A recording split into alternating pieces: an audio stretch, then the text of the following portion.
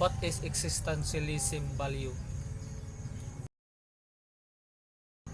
Unlike the naturalist, Aristotelian, and the Thomists, the existentialist has no elaborate faith either in reason as an exclusive guide or in systematic philosophy as a convenient roadmap to moral choice.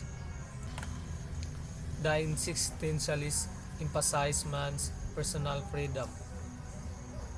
Man has no previously structured nature that enslaves him to a set range of fulfillments. He is decisive in his own life. He must make his life according to the freedom that is his. The authentic man must commit himself.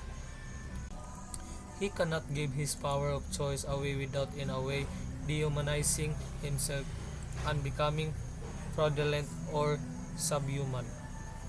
The good life may be a lifetime of freedom and responsibility. The value of a person is his authenticity and commitment. The end in view for a man is to form himself by the character of his choices. What is obligation?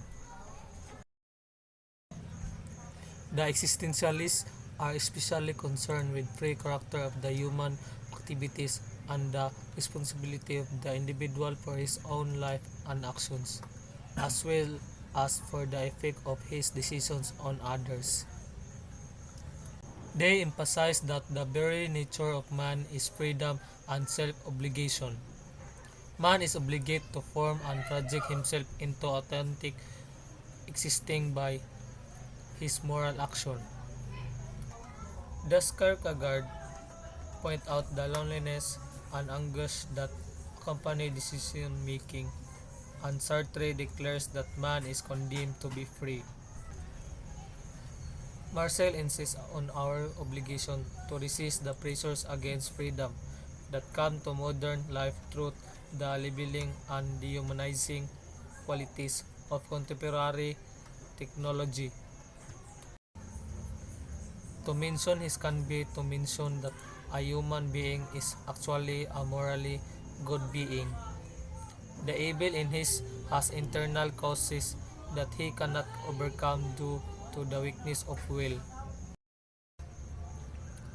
Human moral obligations are known. The solution is that the essential obligations, which is also positive or negative, like to not unnecessarily harm others, to have respect and dignity for the inherent worth of each being, to not intentionally deceive others, etc., are inherent in attribute and customary to all or any kinsman.